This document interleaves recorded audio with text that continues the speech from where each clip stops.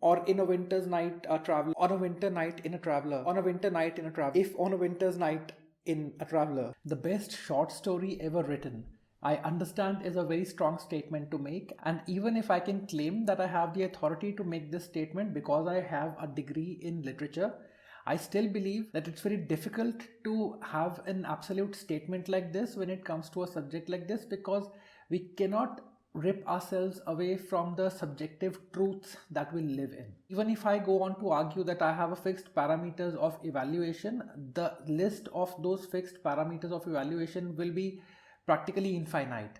So different people, different individuals will always end up selecting different books or different stories as the best stories. Also, I believe that it's impossible for us to actually like the same thing, and I think it should not be so, because because if it was actually so, all the men would have married the same woman and all the women would have married the same man, and it would have been an absolute chaos. So it's good that people do not like the same things, otherwise they would have been a situation of utter uncontrollable chaos. So that said, according to me, it may be the best short story ever written, but you may think otherwise. Let us settle to respect that first. Now, as most of you must have understood already, I read most of the literature in English, so I'll definitely be picking out something which is available in that language. A few years back, what happened was that reading all the books that I did, I felt that the literature that was coming to us from America, or the literature that was coming to us from UK, was becoming a bit tiring for me to read that. It was a limited set of issues that they were talking about, and the cultural setup was always the same. And of course, living in India here, we do relate to that culture a bit, but we don't relate to that culture as well.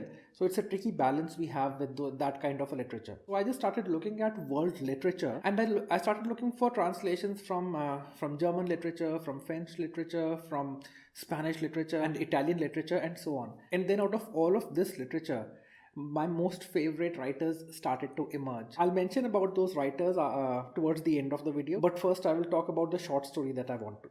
Now, this short story is written by Italo Calvino, and it's the opening story for his compilation of short stories called The Complete Cosmo Comics.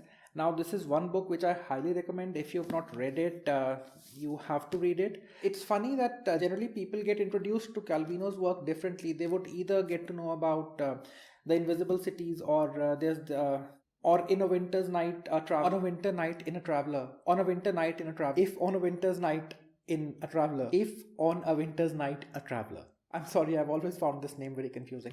So generally people get to know, people get exposed to his work through these two books, which are very popular, but I somehow happened to have my first exposure with him with The Complete Cosmo Comics. It's a funny story. I was at a friend's place, and then there was this book lying by her bedside. So I just asked that I've never heard about this author and who's this, and she was like, she didn't say anything. He said, Rahul, you just have to read it.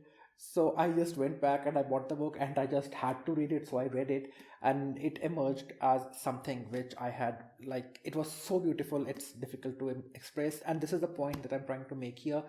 Why I think this is the best short story ever written is because it is so beautiful that it actually transforms your state of mind and your emotions like not many other things that I have read out there. It's called The Distance of the Moon, and it's not a very long story.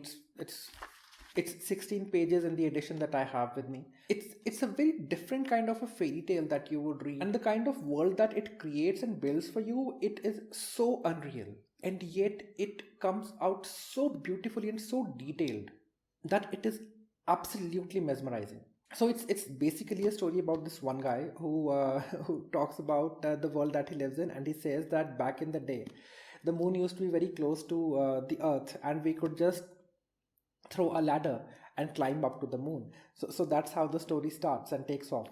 And then he starts building it up. He brings in the sea, he brings in the ships, and then all those tiny little myths and tales and fairy tales and folklore that we have heard about the moon, and the lady with the harp on the moon and the rabbit on the moon. Slowly he starts hinting towards them and start building on that, and then it just becomes more and more beautiful as the pages progress.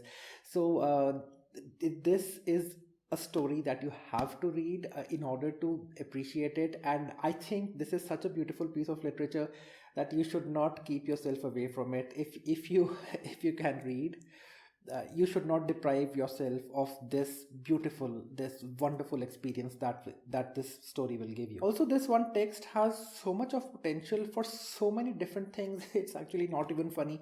I have actually ran studios of design for architecture students, taking this story as an inspiration. I just make them read this story, and I just tell them, now understand the kind of world and the kind of spaces this story is taking you to, and then now just design one kind of space that you want to design, basing on the tastes and the ideas that you are exposed to in this story. It can be a room, it can be a house, it can be a city, it can be anything at all. So that's the kind of power this story, I believe, has, that you can translate it into any other form of art. So that's all I'm going to talk about this story. I know I can go on talking about the story on and on and on. I find it so beautiful, but I'm going to leave the rest of it for you guys to just read and appreciate it. There's another book which I recently discovered by Italo Calvino, which is called The Baron in the Trees. And I looked up for this book on the internet a bit, and it seems like another highly acclaimed book, and people had so many good things to say about this book. So this is a book which I think I will be picking up very soon to read and see how it goes. The other authors which I discovered during this process of exploring world literature, the first on the list, apart from Calvino, would be George Louis Borges, and I hope I'm pronouncing the name right. He also has this magical ability of telling you stories which essentially are magical realism, but they come across as either mythology or pieces of history. He is a magical writer, and you have to read his work to understand what I'm talking about. Those his work may be slightly complicated to read because he makes so many references to other pieces of literature and mythology, and there's so much of intertextuality that you may not be able to get all of it in the first go.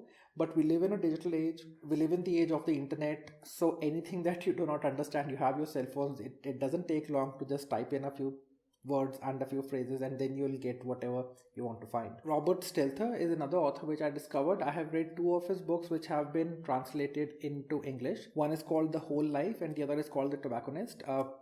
Very powerful and very slim novels, and highly recommended from my side. And then there's Carlos Ruiz Zafón. Now, Shadow of the Wind, everyone knows how crazy I am about the book, so that's another author which I think is amazing. Then we have Franz Kafka. Now, he's an author who I know not everyone might enjoy because of the because he's identified as a very strong social commentator, but it surely deserves a read.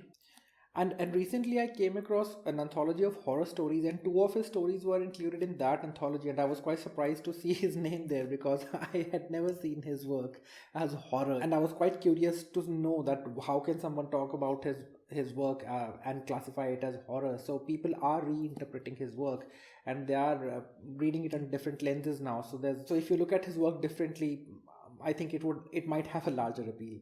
So that's it for today. I hope you have been reading well, and I hope you have been staying well. And if you have any recommendations for me, or if you want any more recommendations, let's have a discussion in the comments. And until next time, guys, keep reading. Cheers.